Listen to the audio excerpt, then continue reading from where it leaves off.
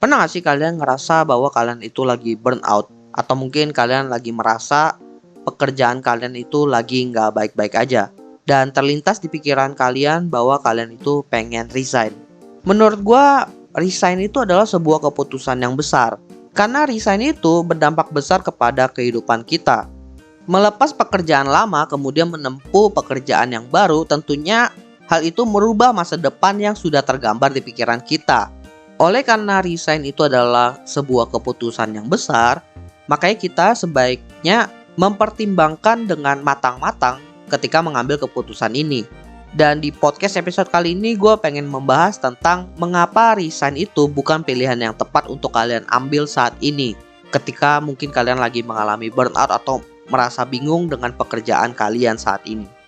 Alasan pertama kenapa resign itu bukan pilihan yang tepat adalah karena mungkin kalian saat ini hanya mengalami burnout yang ringan. Kenapa gue taruh burnout sebagai alasan pertama? Karena burnout itu menjadi salah satu penyebab utama kenapa banyak karyawan itu memutuskan untuk resign. Dan ditambah gue adalah salah satu orang yang punya pengalaman resign karena burnout. Tapi di sisi lain, gue juga punya pengalaman burnout yang tidak membuat gue resign, sehingga gue bisa menceritakan ini dengan lebih jelas. Apa perbedaannya?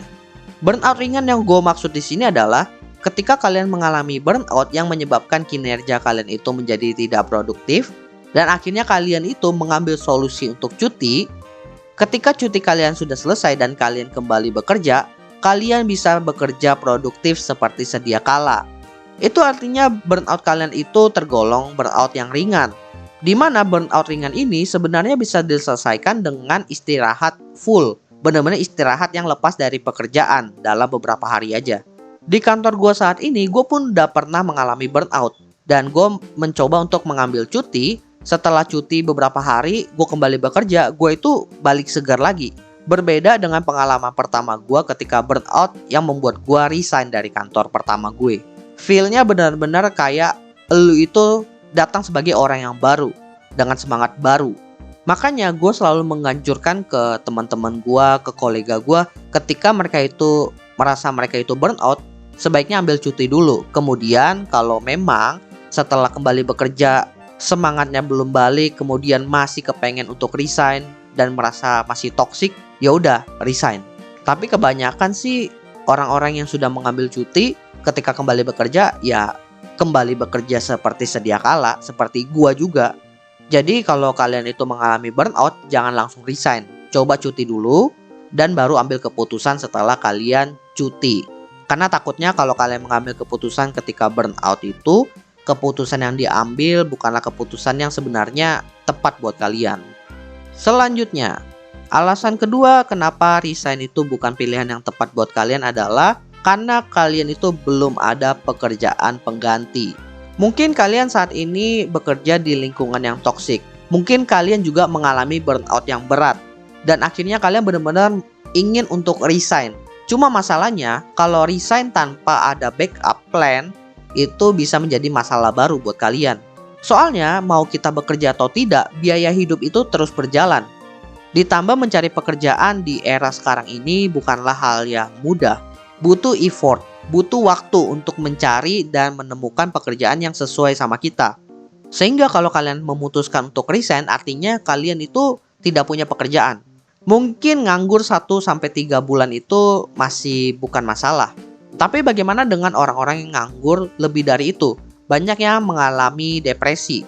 Banyak yang akhirnya bingung bagaimana cara melanjutkan hidup mereka. Karena dalam menanggung masa nganggur itu, uang tabungan juga kepake. Itu dari segi finansialnya. Tapi banyak juga yang suffer dari segi mentalnya dalam bentuk depresi tadi.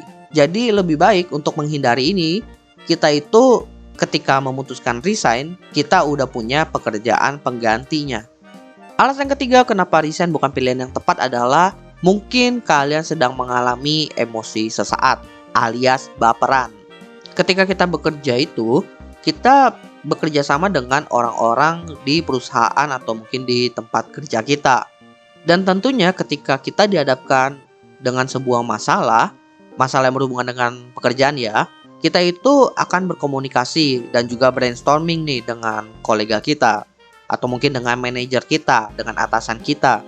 Tapi nggak semua diskusi atau brainstorming itu berakhir dengan baik. Banyak juga yang pembicaraannya itu bisa dibilang lumayan alot. Dan nggak sedikit yang juga bisa sampai terbawa emosi. Nah, masalahnya ketika emosi itu muncul, janganlah kita langsung mengambil keputusan untuk resign. Sebaiknya kita itu mencoba menyelesaikan masalah itu terlebih dahulu dengan kepala yang dingin juga. Karena di mana-mana pun ketika kita mengambil keputusan dalam kondisi emosi yang tidak stabil, dalam emosi yang meledak-ledak, itu hasilnya nggak baik. Terlebih dalam masalah ini hubungan dengan kolega kita, atau mungkin yang cukup sering itu dengan atasan kita.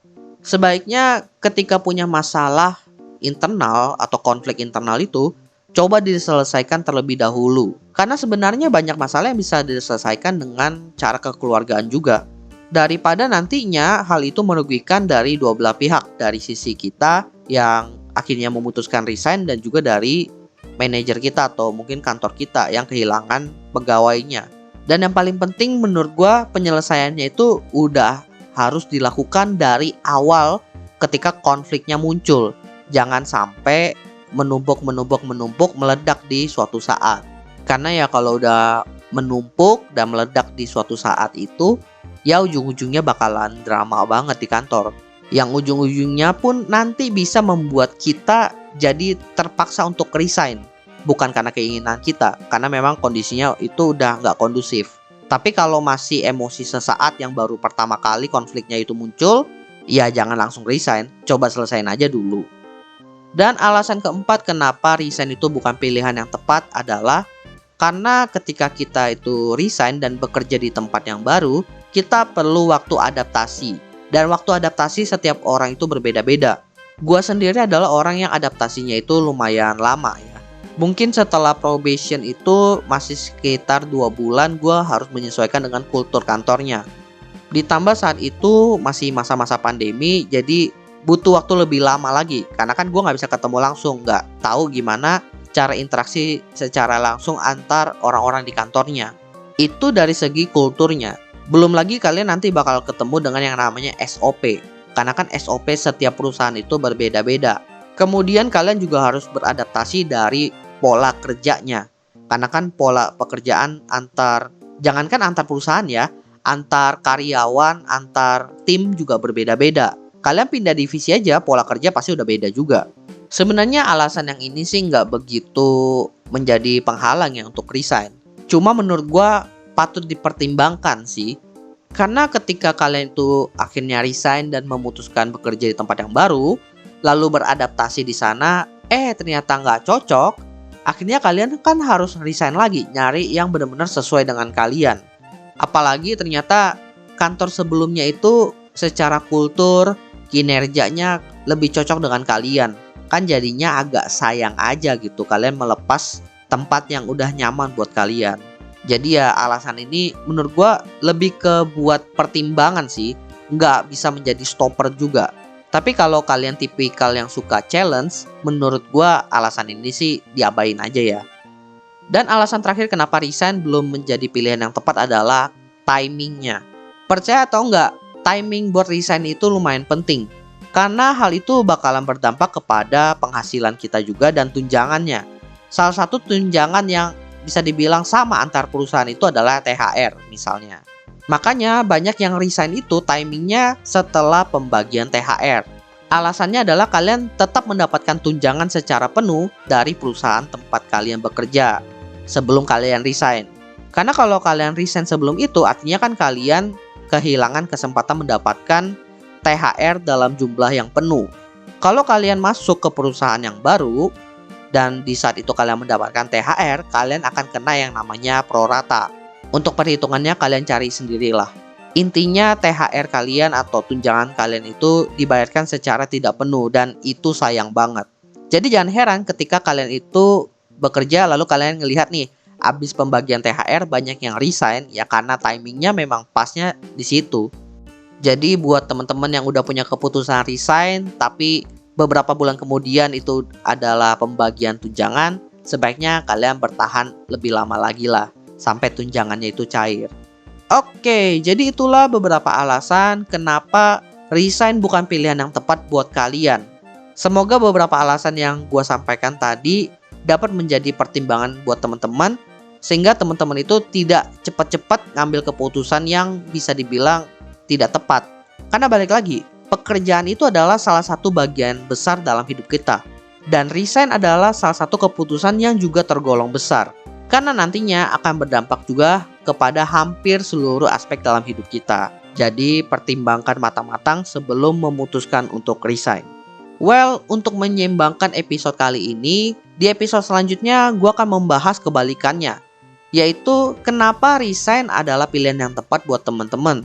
Sehingga kalian itu bisa membandingkan mana nih kriteria-kriteria yang menurut kalian itu sudah sesuai buat kalian ketika mengambil keputusan untuk resign ini.